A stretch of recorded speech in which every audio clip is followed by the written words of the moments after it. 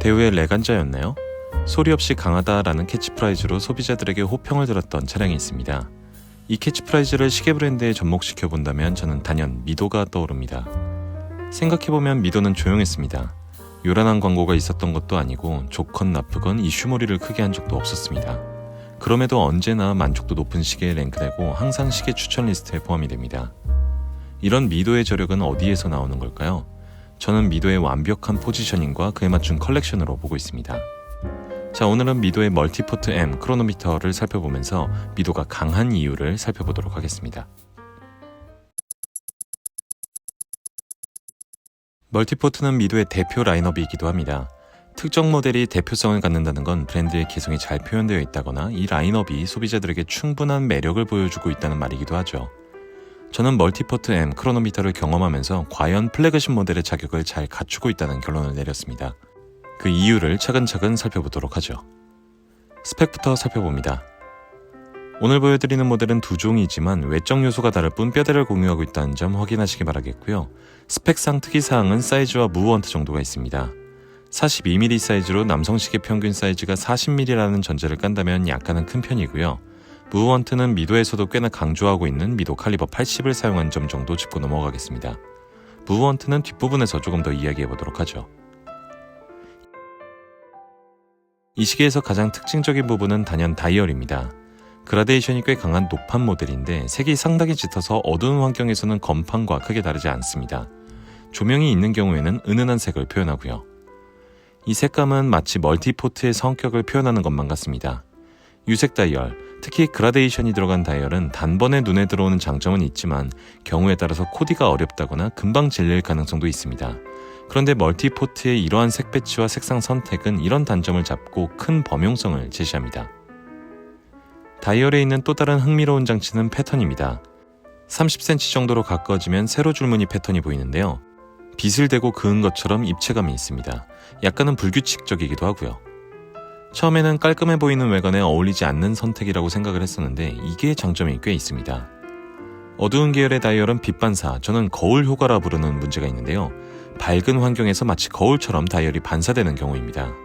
물론 양면 무반사 처리된 글라스가 이를 일차적으로 막기는 하지만 이 패턴 덕분에 2차 처리도 가능해졌습니다. 어두운 계열 다이얼에서 이 정도의 시인성을 확보하는 건 제 컬렉션에선 이례적입니다.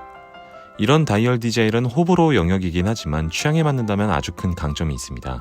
최근에 비가 종종 와서 그런지 비 내리는 풍경이 떠오르기도 했고 영화 매트릭스 특유의 패턴이 떠오르기도 했고요. 연필 모양의 씹은 침과 가늘고 긴 형태의 초침은 핸즈의 정석이라 부르고 싶은데요.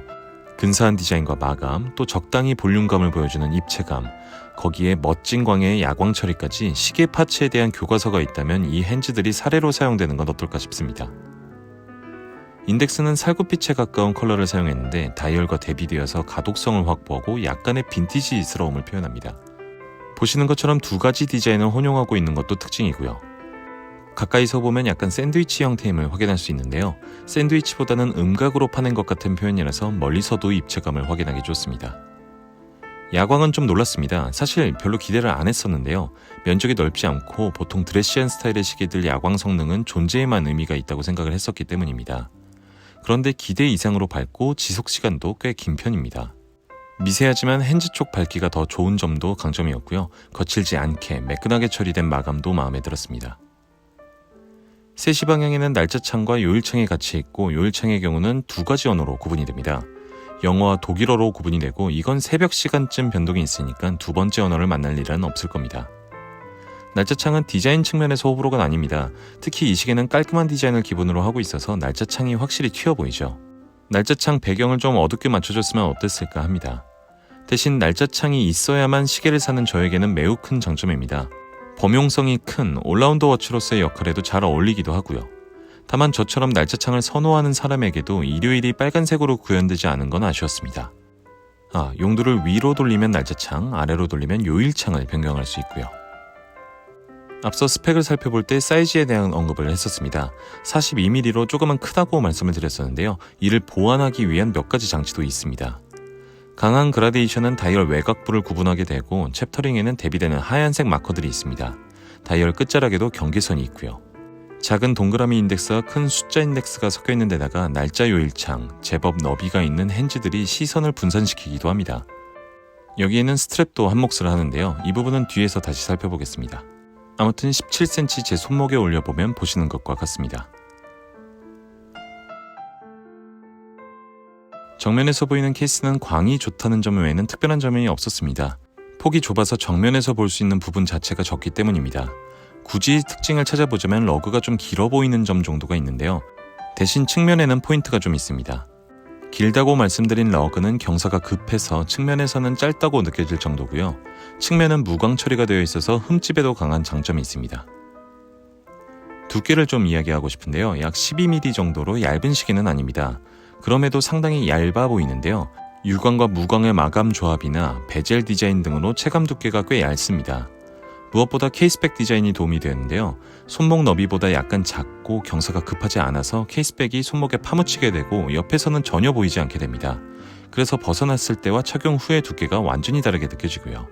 그래서 저는 이걸 굉장한 장점이라고 생각을 합니다.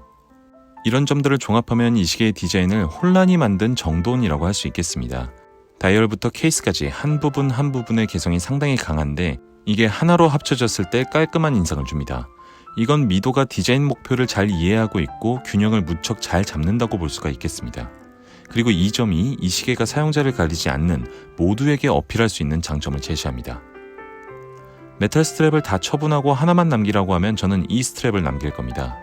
시계 디자인과 잘 맞게 약간은 길게 디자인된 코들이 마음에 들었고 마치 세라믹을 만지는 듯한 매끄러움이 너무 좋습니다. 이게 안쪽에도 이렇게 매끈하게 마감이 되어 있는데요. 결이 좀 약한 건지 마감이 정말 좋은 건지 혹은 복합적인 건지 여튼 촉감이 너무 좋습니다. 너무 드레시하지 않게 무광 처리된 점이나 퀵 릴리즈 버튼이 있는 것도 장점이고요. 몇 가지 아쉬운 점도 있긴 합니다. 제 경우에는 선호도가 낮은 버터플라이 버클을 사용한 점이나 엔드링크의 유격이 조금 있는 정도가 아쉬운 점인데요.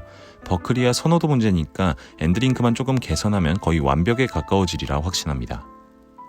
오픈 케이스백을 사용할 경우 글라스가 좀 작고 정보들을 바깥에 표기해 놓는 경우가 일반적인데요. 이 시계의 경우는 무브먼트 관련 정보는 글라스 안쪽에, 시계 관련 정보는 글라스 바깥쪽에 표기를 해두었습니다.